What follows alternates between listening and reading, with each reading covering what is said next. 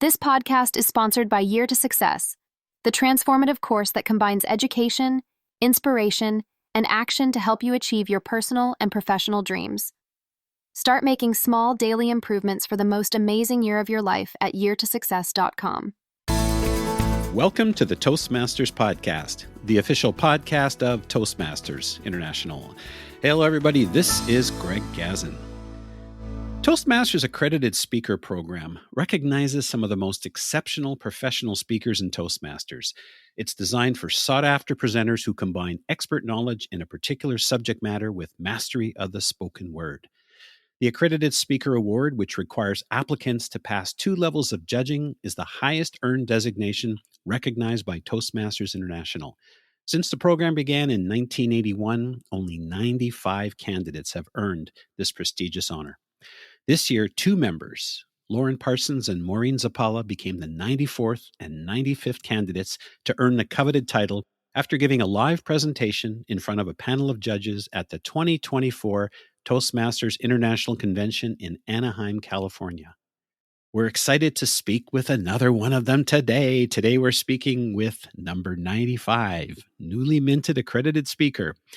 She is Maureen Zappala, a former NASA propulsion engineer or rocket scientist who works with high performers to overcome imposter syndrome, the secret of self-doubt that haunts competent professionals. At NASA, she was the youngest and first female manager of the Propulsion Systems Laboratory, a jet engine test facility. Now, don't let that Big Bang Theory geekiness fool you. Maureen is an award-winning keynote speaker and author of 5 books, including the most recent, Get Your Best People to Give Their Best Effort. Maureen has been a Toastmaster for 25 years and, of course, in 2024, earned the coveted accredited speaker designation. In 2019, after 36 years in Cleveland, Maureen moved to a warmer climate, and that's a good thing because Maureen still can't find her winter coat, but that's okay with her. And that's because she's coming to us today from her new home in Las Vegas, Nevada. Maureen Zappala, welcome back to the Toastmasters Podcast. Thanks, Greg. It's great to be with you again because this is not our first run around the parking lot here. No, you are a repeat offender. This is your 4th appearance. And in fact, I had to take a look back. It's been almost 9 years ago, back in episode 103, where you joined us. Yeah, you joined us to discuss goal setting and how it led you to the 2009 World Champion of Public Speaking finale. Do you remember that? Wow. Yeah, that's great. I didn't realize it was that long ago. Yeah. Close but no cigar, but this time around. Hey, who cares? You know, you're in the top 10 out of 30,000 people. I was good. I was thrilled and happy and yeah. But now you're an accredited speaker and congratulations on that. And Maureen, just to kick things off, what does that mean to you after your 25 years as a Toastmaster? It's tremendous. And actually, I have to think back. I've been in and out of Toastmasters a few times. I don't know if the total amount is 25 years. So it's probably close to 25, but I don't know the exact number. Not that it's a big deal, but I was like, wow, really? 25? I'm old. Greg, we're old. But as far as what it means to me, when I gave my presentation at the convention, it's the final stage in the accreditation process. I was so overcome with emotion because I love Toastmasters. And I think that's what it means to me. It was coming back to the beginning. Toastmasters put me on the path to become a professional speaker. It was a beautiful moment to bring it full circle back to the organization that launched me. It's not so much a feather in my cap as it is a giving back. And that's what was beautiful for me. And that certainly came across in the presentation, and we will certainly be talking about that in a little while. But do you mean the part where I told everybody to stop clapping because I was running out of time? I love that part. That was great. Yeah, I did have that in my notes to ask you about that. Yeah. Now, I know you wanted to become a professional speaker, but what motivated you specifically to embark on the accredited speaker journey? Well, let me take a step back. What spurred me to become a professional was actually Mark Brown. And it was at the contest in 2009 when I was in the finals. You know, I did not win, but at the end of the contest, I went up to Mark to give him a big hug. He had been just a support and a friend during the journey to the con. He wasn't able to coach me because he was in the middle of moving, but we still stayed in touch. And I became very dear friends with him and his wife. But at the end of the contest, he gave me a big hug and said to me personally, I mean, the crowd is buzzing all around. They all want to talk to him, not me, but him, because he's a world champion. And he said to me personally, very quietly, he said, "You have a message and you have presence. You need to take this to a bigger audience." And that was the seed that put me on the path to figure out, what does that mean? Oh, wait, big audience. Oh, and they pay? I'm in. He really was very instrumental. So was Rory Vaden, who won, I think, second place the year or two prior to 2000, maybe 2007 or 2008. I don't remember. He also was one to encourage me to pursue professional speaking. When I did become a speaker, and I did that being in Toastmasters tandem with being in the National Speakers Association. You know, Toastmasters teaches you the art of speaking. NSA teaches you the business of speaking. They are hand in hand, hand in glove. They need to go together. Spent a lot of years in NSA learning how to make a business out of it. And in that journey, as I looked left and right, I thought, oh, look, I think I've done the work to become an accredited speaker. I think I'm going to go for it. I had built a business. That was the journey. The accredited speaker was the recognition of the journey. Yeah, it was kind of like, I think I'm going to do this. As you were speaking, I could hear Mark's deep, bold voice. Of course, he is the voice of Toastmasters International when we hear them when we hear him at the conventions. Absolutely. Mm-hmm. Now, was it a smooth journey? Tell us a little bit about the actual journey and maybe a memorable moment or two along the way. Smooth in that it was a singular focus for me. That was always the end goal, was to become a professional speaker. It wasn't always smooth. When I first started, I had 2 little kids at home. I could not be a road warrior. I would not. I did not want to be a road warrior. So that limited me to doing things from Cleveland or a short drive away. As my kids got older, and then I moved to Las Vegas just about 5.5 years ago, both my kids were adults out of the house. I had the freedom to build a business, and I did. I worked hard. I threw myself in 100% to build a client base, to fill up my calendar. And then COVID hit. Oh, it wiped out my calendar in a day. So actually, I completely stepped back from speaking. I did a little bit of virtual, but I didn't enjoy it. So I quit speaking pretty much altogether, did something else for 2.5 years. And then when COVID cleared out of the way and meetings started coming back, that's when my calendar started filling up. Now, the fact that my calendar filled up was due to the work I had done years before. So it wasn't like I decided today I'm going to become a speaker and then next year my calendar is going to be filled up. It's a process. It takes a lot of effort. So the work I had done previously filled up my calendar when things started opening up and meetings started coming back in person. So I was able to quit doing what I had previously been doing. I was doing home decorating and furniture sales for 2 years. Loved it. But when my calendar started filling up, I was making more money as a speaker. So I quit that. And so I continued along. And it was during the time after COVID that I looked at the requirements for accredited speaker. And I thought, oh, I've got that. I've so got that. It was like a no-brainer for me to just finish the process. What was something that you learned along the way, or perhaps something about yourself that you learned along the way that perhaps maybe you picked up from a mentor or two? Yeah, I learned that it's way more work than you think it is to build a speaking business, that you get a lot of no's. It takes a lot of research, a lot of emailing, building relationships. It takes a lot of odd speaking engagements along the way. I'm primarily a keynote speaker. So I open and close conferences, big conferences at some point, and my fee is substantial. It wasn't always that way. I had to baby step my way up there. I had to do the smaller engagements, the free engagements. I had to be in bizarre locations and bad stages and weird microphone setups, all because I wanted to put my message out there. Overcoming imposter syndrome is a message that so many audiences needed. And it's something that transcends industries and gender and finances and positions in a company. It hits everybody. It's when you don't think you're as smart as everybody thinks you are, even though you are. So it's a message that resonates. Fortunately, it's also a message that's highly searched. So people will Google it and land on my website. So that has helped a lot. But it is way more work than I thought it was going to be. It's a perfect transition to start chatting a little bit about your presentation.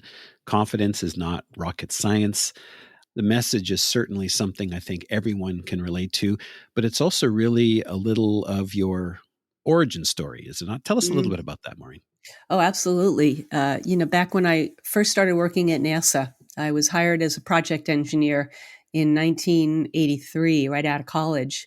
I was, of course, one of a few women in a male dominated field, but it was NASA. And it terrified me because I thought, wait, did they know that I'm not a straight A student? I don't belong here.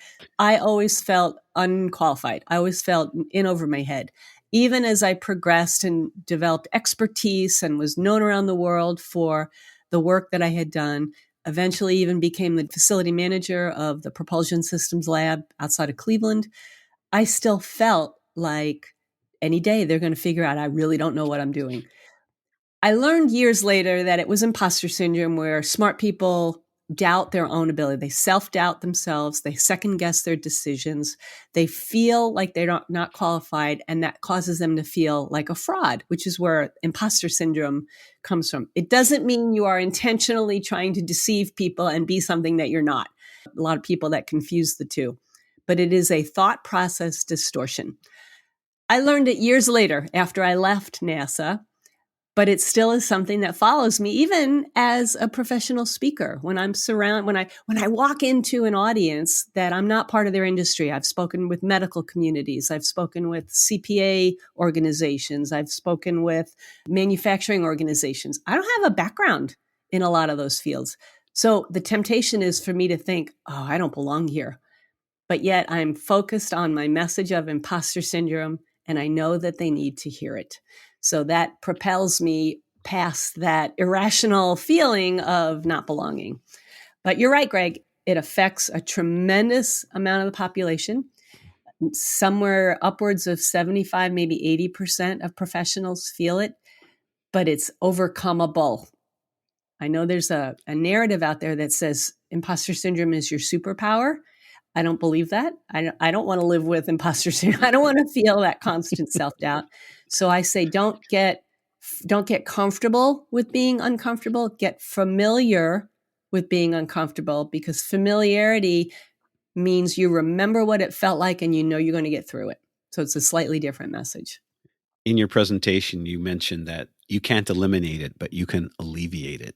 Mm-hmm. Perhaps you could explain that a little bit, and maybe what are some of the coping mechanisms that you can use, and how would you determine which coping mechanism to use? Sure. Yeah, it's a great question. Imposter syndrome, it isn't always completely eliminated. In fact, very rarely as it is, because it's usually triggered by change and transition. So if you're in a position where you've moved from one industry to another, you've moved from one job to another. For some people, it's one day, to another, because their job is that unscripted. Within Toastmasters, oh my gosh, it lives and breathes in Toastmasters, because so many people come from another industry and they want to get better at a specific skill, communication or leadership or both.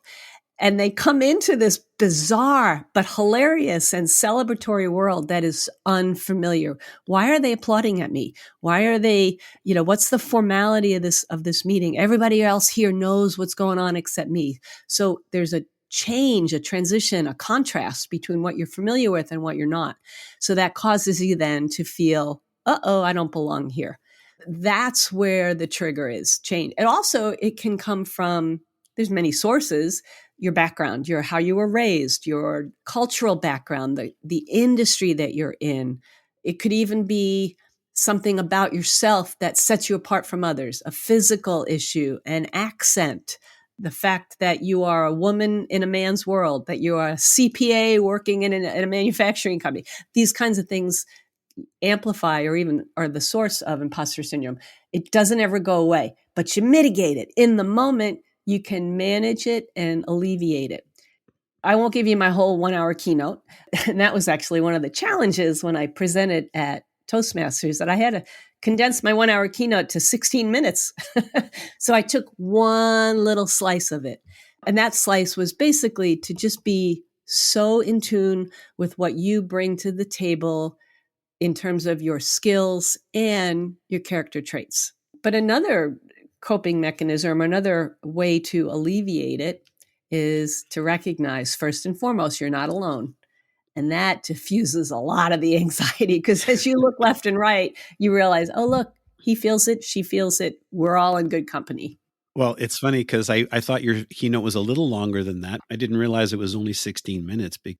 That was the limit. Yeah, 16 to 18 minutes. Mm-hmm. Because it was full. In fact, I have a lot of notes here that I took while I was watching it. One of the things you talked about is this fraud-free framework. Now, that's a mouthful. Mm-hmm. Could you share a little bit about that? Yeah, that's my 5 strategies to overcome imposter syndrome. When I give my keynote, I focus on 3. At Toastmasters, I only took 1, but I have 5 strategies. I call it the fraud-free framework. And it's not step 1, step 2, step 3. They're just randomly thrown together. So pick one, work on it. You'll significantly alleviate those self-doubts and fraud fears. It includes recognizing you're not alone, understanding what the symptoms are, understanding what you bring to the table, like I just mentioned, understanding that other people around you have a different perception of you than you have of yourself, understanding the spiritual or transcendental implications of it. It's a very intimate topic. Intimate topics require an intimate and personal solution. So I challenge people to go on a journey, to do the deep, deep inner work. And then the 5th strategy would be to truly accept the concrete data that exists to say you deserve the job, the promotion, the title, the income, the whatever. Things like letters of recommendation, news releases, awards, certificates, all those concrete pieces of evidence that support the fact that you deserve the job you have. It reminds me of the one thing that stood out for me that I found that was one of the most powerful things was when you said the presence of doubt does not negate the absence of confidence. And that's something that really stuck with me. Yeah, because we confuse. Doubt means confidence. This is not a self-confidence issue. Imposter syndrome does not mean you lack confidence. It means you have a limit of confidence, because confidence got you to that point. It got you the job. It got you the promotion. It got you the position, the responsibility. So you don't lack confidence. It's just now you got a limit because something is changing. And you look back and you think, well, what I did in the past won't get me to the future. Is that where the dot comes in? Tell us about that. Oh, the dot. I love the dot. I know. I'm telling you, Greg, everybody loves the dot. I don't want to go into a lot of detail. Go watch the video. But the dot, it represents your circle of expertise. And I have people do, an actual hold your hands in a circle in front of you. We need to really understand that where we are now in our lives was wrought with a lot of work, blood, sweat, and tears. It was battle born. You did the work, you got the degree, you took on the challenge, you've got the expertise, the education, the experience, the preferences, the feedback, everything that professionally defines you is within your little dot, your circle of expertise. And we undervalue exactly what's in the dot. And we think when people look at us, they see a bigger dot. Like, oh, they think I'm smarter than I really am. And that's not true. That's not true.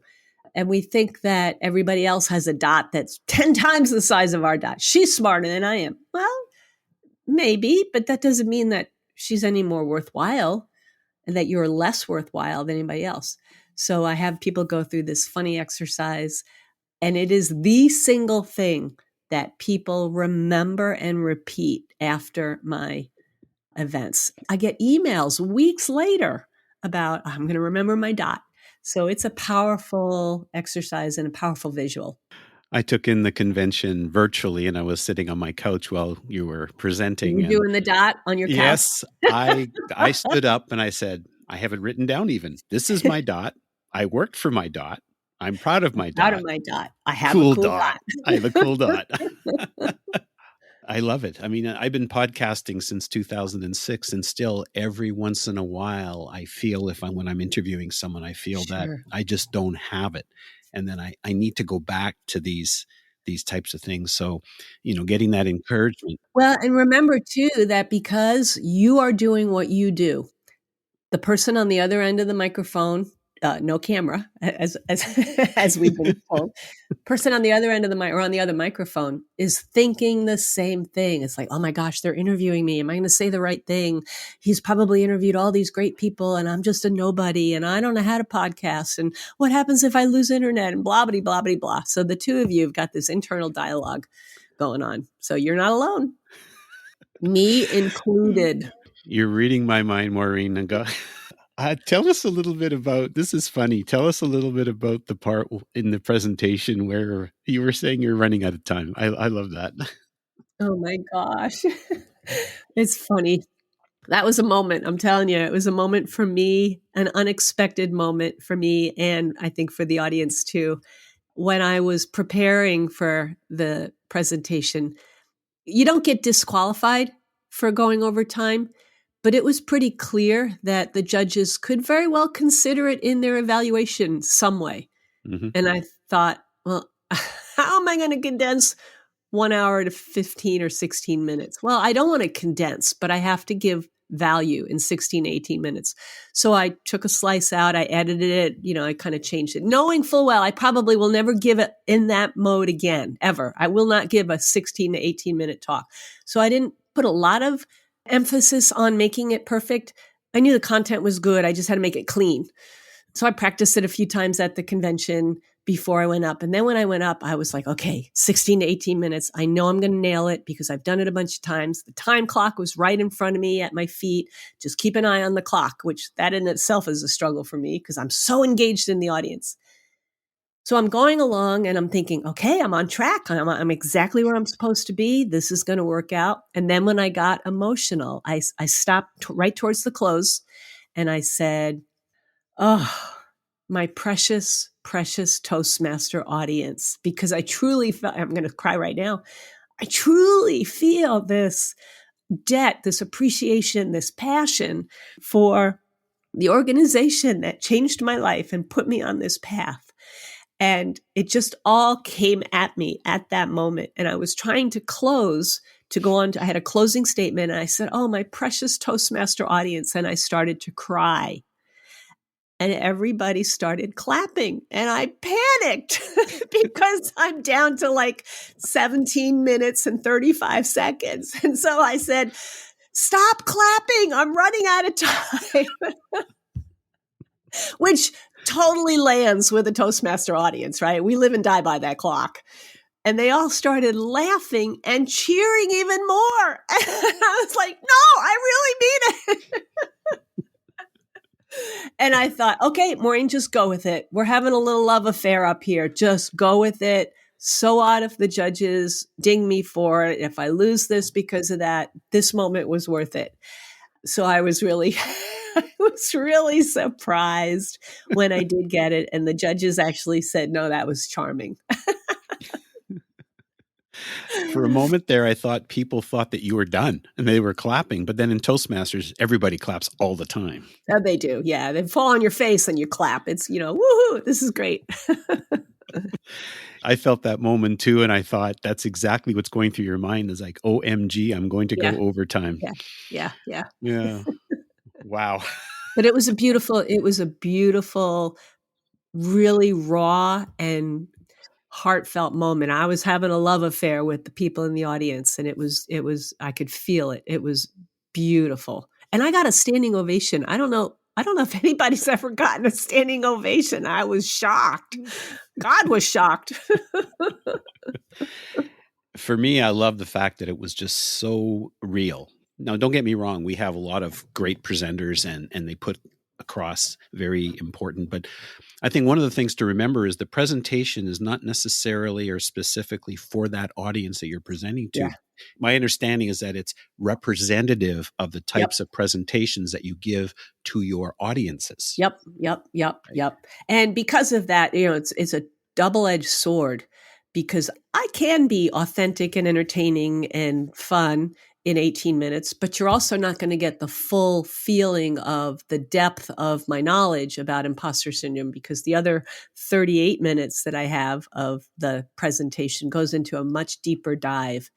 So a double-edged sword, because that was one of the evaluations I got from the judges is like, yeah, that's just it didn't go deep enough. And I was like, yeah, I know, I can't do that in 16 minutes. Yeah, no doubt. Now, speaking of time, we're almost coming to a close here. And one of the things I always wanted to ask, and it's funny because quite often you hear people say, well, it's not rocket science, or you don't need to be a rocket scientist to figure it out. Whenever I hear that now, I think of you. Just curious, what do you think when you hear people say those types of things? Oh, I think set your standards higher. That's the first thing I think, because I worked alongside with a lot of rocket scientists and, great people, but I don't want to diminish the work I did or the organization. Working for NASA was a tremendous joy and privilege. And, we did some crazy, wild, fascinating things. But really, I mean, I worked side by side with these people. This was our job. This is what we were skilled at. This is what we were qualified for. Take them outside of the technical, the NASA arena. Yeah, we were sometimes fish out of water. There's no doubt about that. That's why I joke too. It's like when I tell people, oh, yeah, I'm a rocket scientist. Oh, you're a rocket scientist? I say, yeah, I know. That just means that when I do something stupid and you say, what are you, a rocket scientist? I could say, yeah, as a matter of fact, I am. Because we're capable of doing crazy, odd, bizarre things as well as anybody else. Well, folks, if you think this is rocket science or not, I encourage you to take the opportunity to share this incredible episode with your friends and family and fellow Toastmasters. You can find the Toastmasters podcast at toastmasterspodcast.com, toastmasters.org, Apple, Spotify, and anywhere you get your podcasts. And don't forget to read Stephanie Darling's article, Newly Accredited Speakers Exemplify Resilience. The two accomplished women persevered through previous doubts in the January 2025 issue of the Toastmaster magazine. Maureen, before we wrap up, I'm going to ask you two things. And the first thing I'm going to ask you is, can you perhaps offer one piece of advice for someone who either wants to overcome imposter syndrome or perhaps move towards becoming an accredited speaker? Yeah, I think my first advice for imposter syndrome sufferers is to recognize you're not alone. A lot of people struggle with it, and there is a way through it. That's number one. For people that want to be accredited speaker, build the business first. Go to work, build the business first. Don't set accredited speaker as the goal if you don't have a business already. Do the business part first, and then look to see if accredited speaker is in the crosshairs, because it is a lot of work to build the business. And it doesn't make sense to me to build the business just to get accredited speaker, only to have the business just kind of be off by the wayside. Like, did that. To me, that's unproductive for you and your audiences. That makes perfect sense. And finally, Maureen, what's the best way for people to connect with you? Oh my gosh, I'm probably the easiest person in the world to locate, connect with, find. There's good and bad about that, but my website is probably the home base for everything you need from me. It's first name, last initial, MaureenZ.com. And there you'll see all of my programs, my demo video, links to YouTube, my blog, my other resources, including, well, I haven't put my most recent book up there yet because I'm still waiting for the final approval. It's any day now, we're going to get the final approval to have it be released. And that's Maureen Z for those of us in Canada and perhaps in the UK. Oh, sorry about that. Yeah, I have plenty of Canadian friends and I forget that. That's not a problem. We'll certainly put a link to all the resources mentioned in the show notes and also a link to your presentation as well. Maureen Zappala, thank you so much for taking the time to speak with us today. Congratulations on your accredited speaker designation. And I guess the universe awaits you. Oh, Greg, that's such a kind thing to say. It's always a joy to talk to you. You do such great work for TI, the organization that I love. So thank you for inviting me to be a part of this today. It was an honor.